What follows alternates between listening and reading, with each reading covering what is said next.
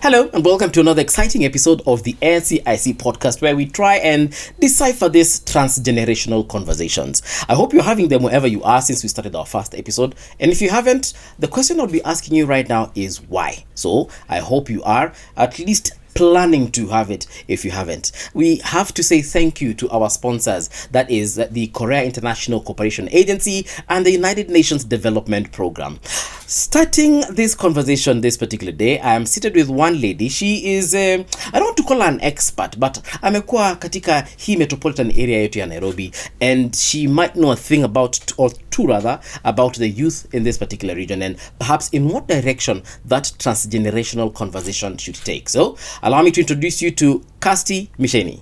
Sasa. Poa sana. Hiyo jina yako ni very unique. Casty hiyo ni ya kutoka wapi? Nimezoea wasichana wakiitwa Mary, Susan. So Casty is just a name that was given by my parents. I don't know where they got it. Maybe on a newspaper or something. So it's not in the Bible? Really not a Bible name. Quran? Not really. Bhagavad Gita? I don't know. Nothing? Nothing. And but it's a nice name. We have only one Casty in this country, maybe. I don't know. Have you ever Googled that name to see if there's anyone else who holds it? Well, we have others, maybe, but from different regions. But then I'm Casty. Yes. Kaimuri, representing my motherland name. Yes. I come from Meru County. And then Micheni is my father's name. Umetoka kule kwa Mbas. Mbas.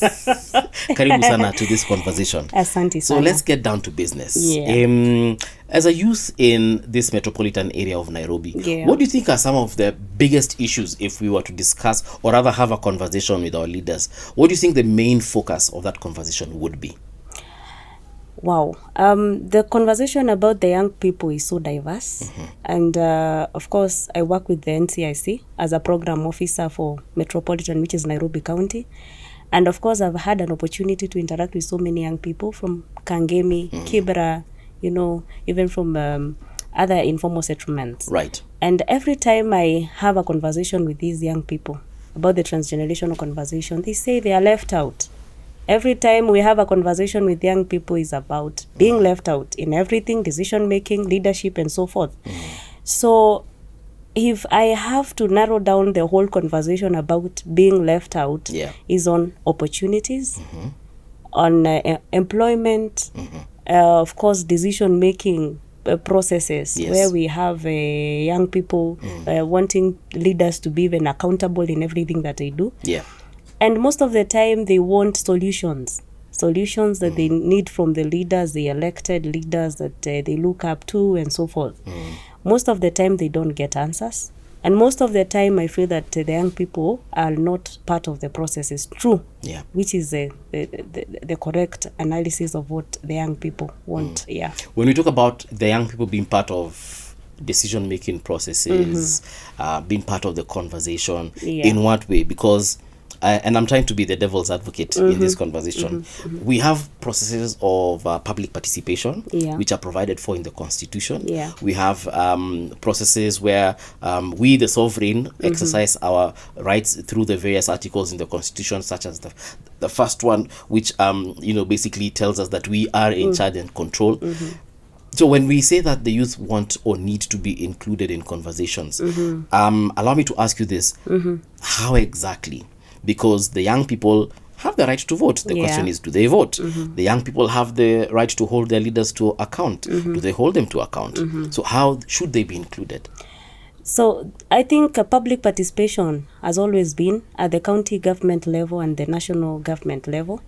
But as a young person, I say it's not enough. Because public participation on so many decisions sometimes is not through the public participation.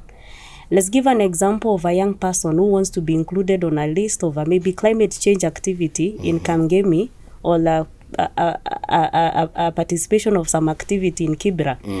They don't need a public participation from the DC of the area to be included in that list. Remember, it is the leader who has to balance all the young people in Nairobi to get these opportunities. Sometimes they are left out in these activities. On the other side, I will not say that entirely the young people are correct. Most of the time when we have the public participation activities in Nairobi, young people are not aware of what is happening. Maybe they don't know, or sometimes they're ignorant of whatever is happening, or they don't want to participate, which is a bad thing. I think in as much as we feel that the young people sometimes, of course most of the time, are left out in the decision making processes, the young people, some of the other young people, the other part of the young people are not interested in having these conversations. In getting into making decisions for themselves and the community at large. Okay. So if I have to put an input on all this, is bringing together all the young people and maybe the leadership that is in place to have a conversation on how best they can help one another. Yeah. Sometimes back when we had a conversation, this transgenerational conversation in Kangemia was there. I had these young people ask so many hard questions. Hard questions like, why did you come here and you cannot solve issues that we have laid on the table? They had laid issues about education. NCIC cannot solve issues to do with education. They lay issues to do with health. We cannot solve issues to do with health. But then on the other side, we feel like once we when we are having these conversations, we should bring on board those people who are who should be accountable for these activities. For example, if a young person asks a question about health, maybe there should be a health person in that conversation or in that room. So the young people, yes, are agitated. It's true the systems have failed the young people, but at the same time, the young people also need to have the urge to be part of the processes. No doubt, of course, the young people are very vocal in regards to the issues that are plaguing them. Absolutely. They'll talk about unemployment, opportunities. They'll talk about governance. They'll talk about their education, the funding models, and so on and so forth. And again, very active. And they know literally exactly what to say and at what point. But my problem comes in when we are needed to be proactive about the processes that will actually get us to, let me call it canon. Because there's one thing when you complain, we complain so much online, we complain so much in the streets, and you know, we are very good kwa maandamano and organizing all these get-togethers, but I feel like when the most important processes matter, the young people don't show up. For example, we recently had by-elections in various places in this country, 24 by-election positions from MCA to senator. I didn't see that youth vote, coming out. Very early in the morning, because we were reporting on some of these issues, I saw our grandmothers coming out to vote. I saw our parents coming out to vote. But I saw very few young men and women coming out to vote. And that's why I'm saying we are very good at the noise. But the implementation, it's just not happening. So how do we get to a point whereby we are going the whole 9 yards? Wow. I was to mention about the by-elections, by the way.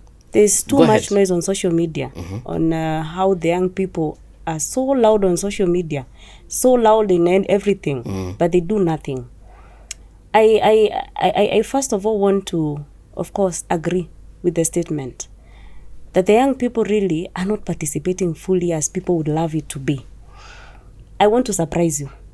In 2022, general elections, I offered myself to vie as an aspirant in my ward, in Egoji West in Meru County.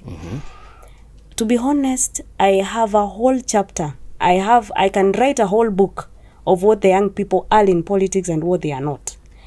And I will say this without fear, for every young person of this country to listen and to even think about it. My greatest supporters in 2022 were women.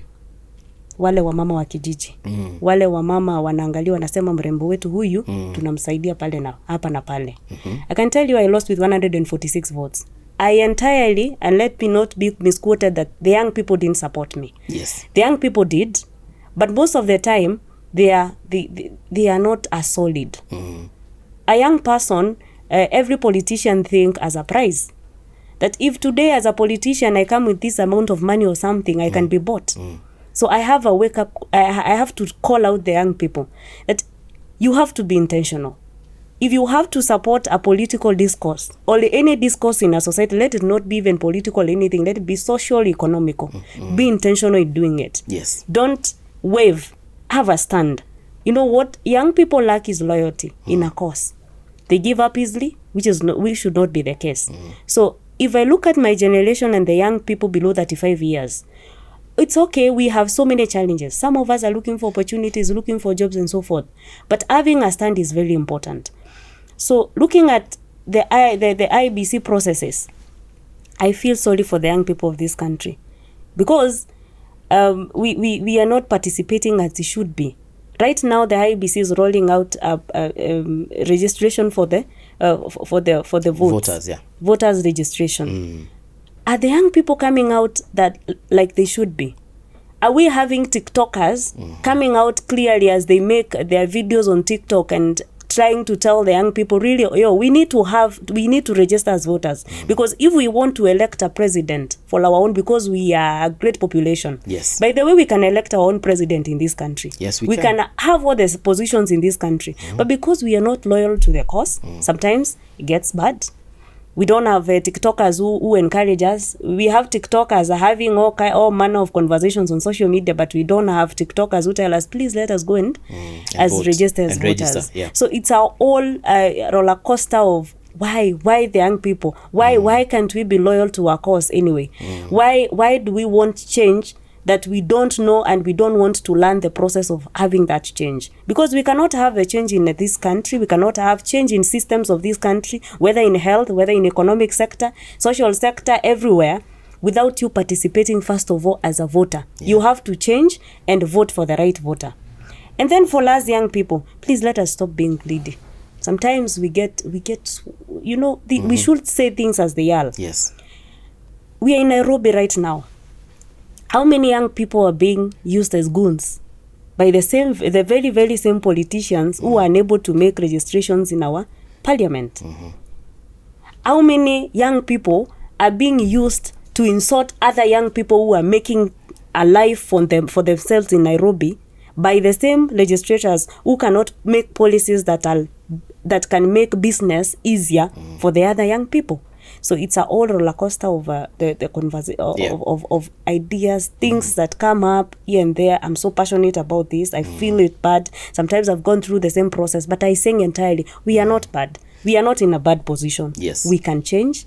It can be changed. Things can change if you want. And sometimes also people blame the institutions such as IEBC, and perhaps rightly so, saying that IEBC is not making this process easy for us to go and register as voters because wako kwa constitutional offices offices za constituency na wako mbali, sasa ndafika aje hapo. Yet young people are willing to move from one county to the next for a bash or a rave. They are willing to move across counties to go and see their girlfriends and boyfriends. They are willing to leave Nairobi and go to Mombasa, for example, just to sit in the beach and probably watumie mihadarati.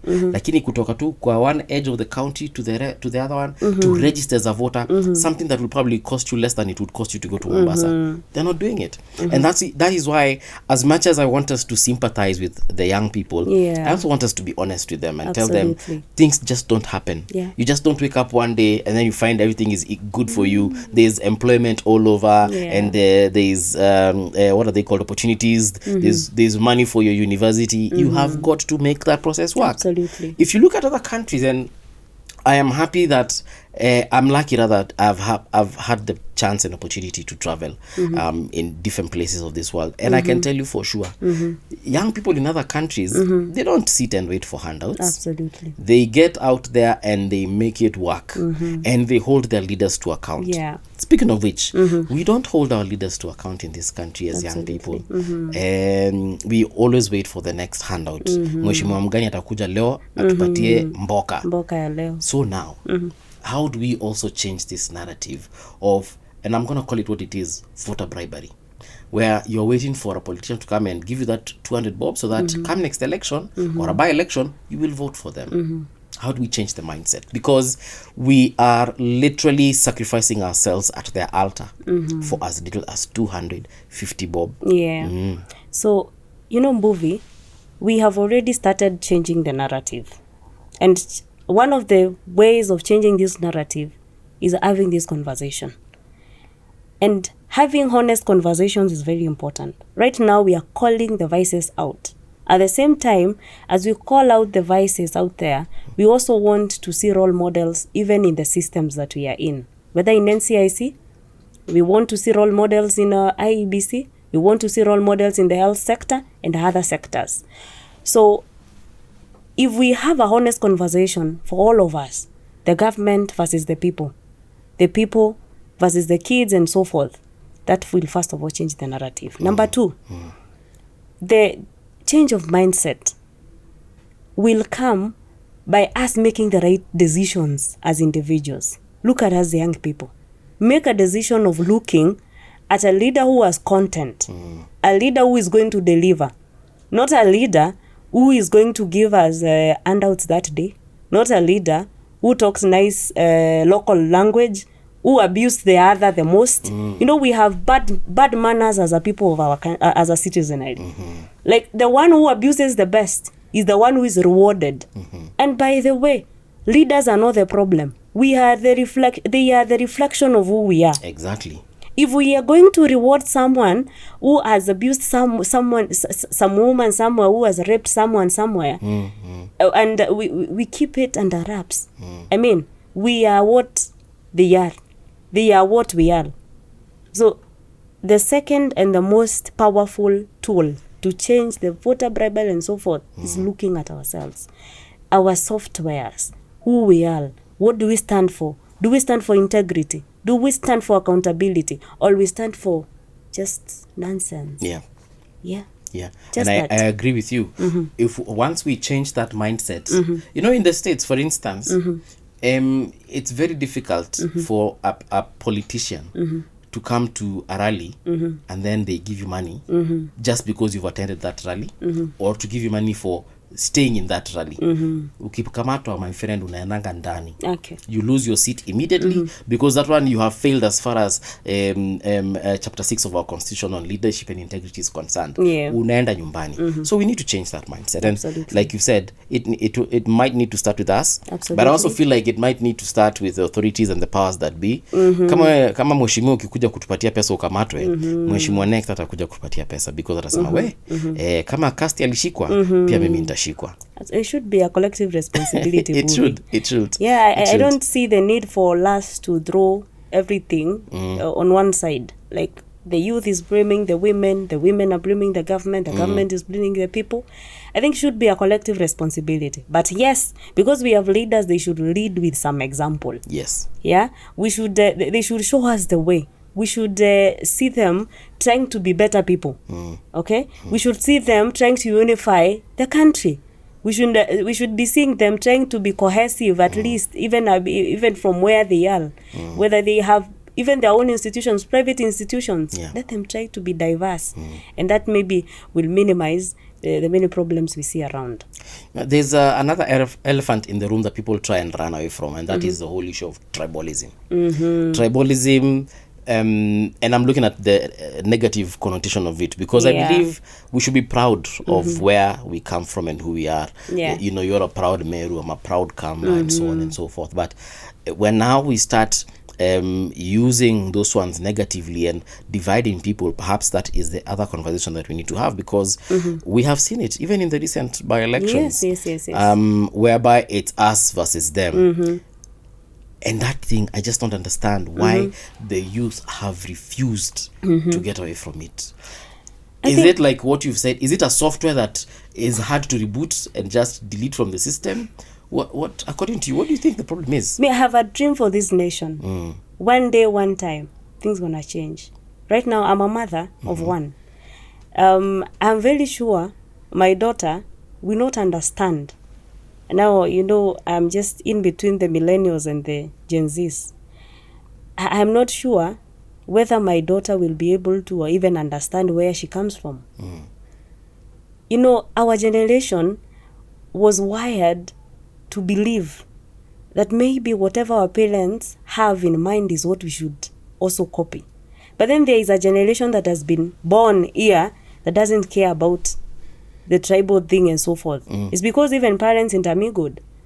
Only that I you know, if you ask the movie today, maybe she has a lady in Luoland. Maybe if you ask Casty, maybe she has a man in let me not mention because maybe some other part of Kisi or something. Okay. You may never know.